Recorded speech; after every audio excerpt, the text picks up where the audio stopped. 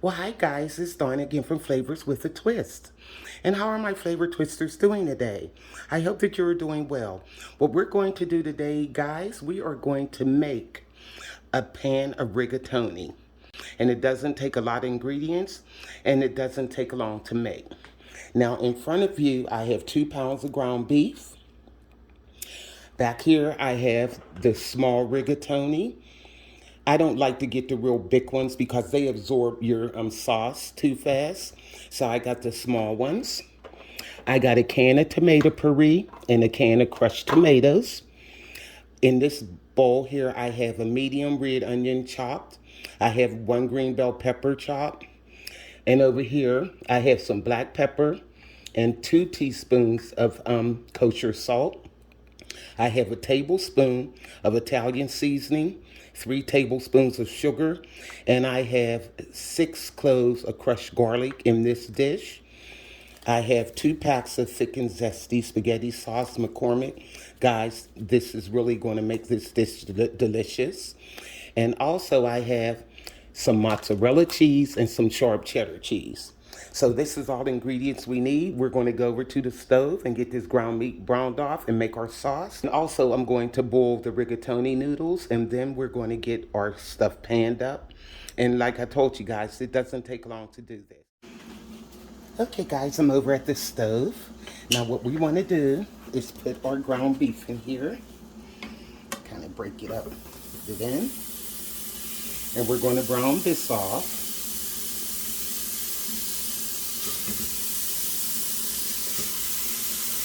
Then we're going to put all our goodies in there. And the water is just becoming to a boil over here for the rigatoni. And I did put a little salt in the water. Okay, now what we're going to do is get this ground beef brown.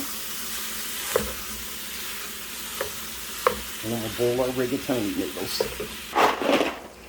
And we're going to put our rigatonis in. And like I said, I did put like a teaspoon of salt in the water. So we're going to dump them in. Give them a stir. And I'm only going to let these go for about 12 to 13 minutes. They take longer to cook. And guys, while this is browning, just continue to break your ground beef up. Okay guys, our ground beef is browning pretty well. You want to make sure that all of the red is out, all the pink is out of it. But what I'm going to do, guys, this ground beef was 80-20, and I have a little bit too much oil in here for my own good. I don't like that much oil. So I'm going to drain some of this oil off, and I'll be right back.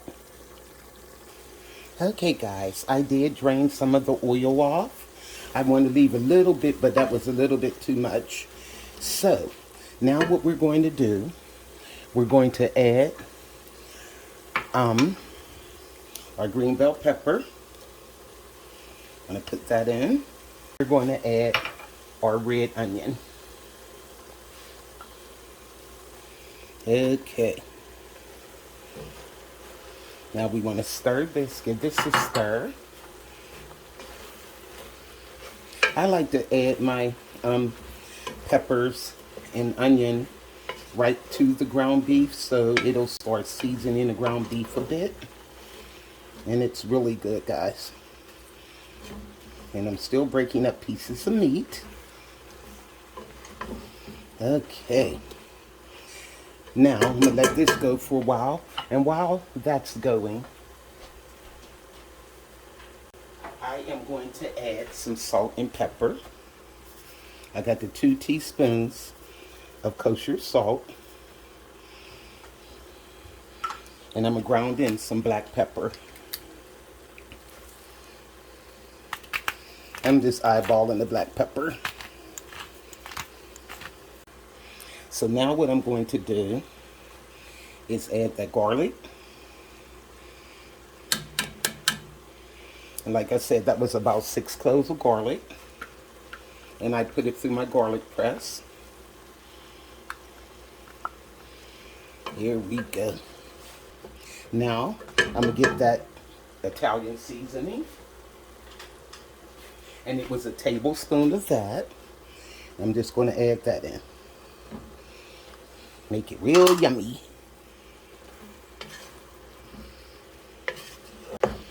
Now also, guys, I'm going to take a pack of that spaghetti seasoning, because I have 2 packs, and I'm going to put one over the meat. And this is McCormick Thick and Zesty. This stuff is really good, guys. Keep an eye on my pasta here. I think it has like 3 more minutes. I'm letting it go for like 12 minutes. Okay, guys. I let this go for 3 minutes. It smells so good. Now, I'm turning the pasta water off. And I'm going to drain that. And when I come back, we'll finish our spaghetti sauce. Okay, guys, I'm back. Now, what we want to do is take that can of crushed tomatoes and put that in.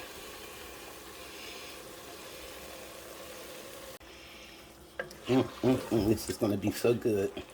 Now, let's get that tomato puree, because I want this nice and saucy. Put that whole can in also. Now, I'm going to turn this down a bit, because anything with tomatoes, it'll start popping once it gets real hot. Oh, look at this, guys. You can see all that meat in there. Look at that.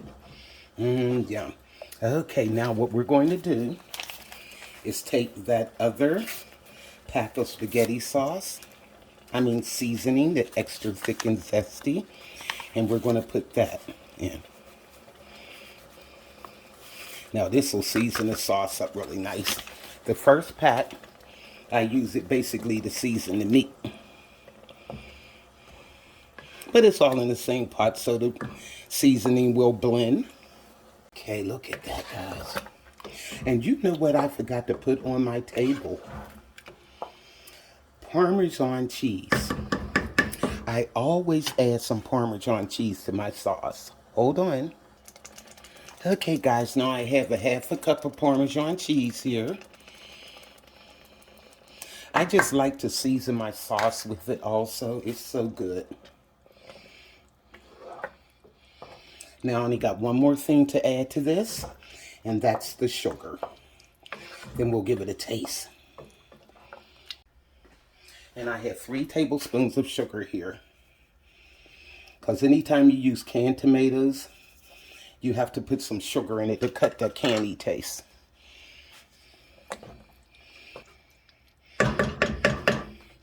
Now, let me get a spoon to taste this, and I can see how it tastes, and if it's sweet enough, salty enough.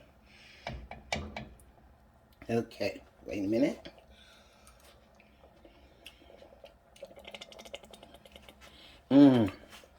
That's really good. What I think I'm going to do is add 1/2 a cup of water. That's it. Okay. And just maybe a little teeny bit more black pepper.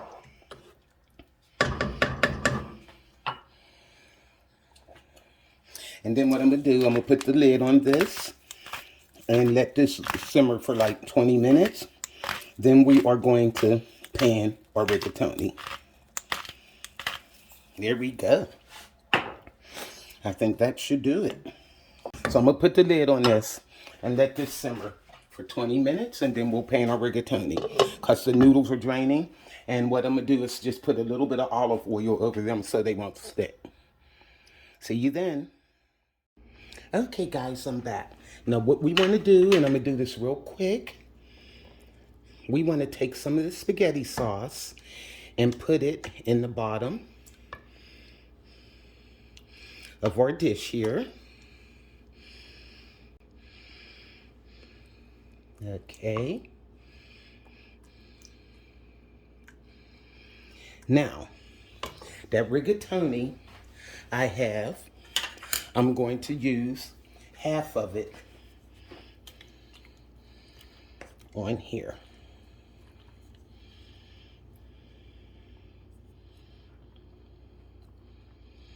It's going to make like 2 layers. That's it.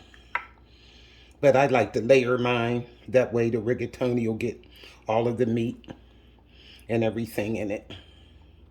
Now, what I'm going to do is put some more sauce.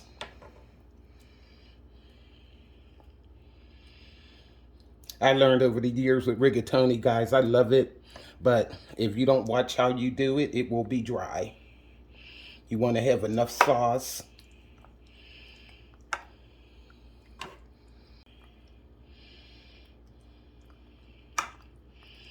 Now, also what I'm going to do is take the mozzarella cheese. Well, first of all, I'm going to take the Parmesan cheese and sprinkle a little on that,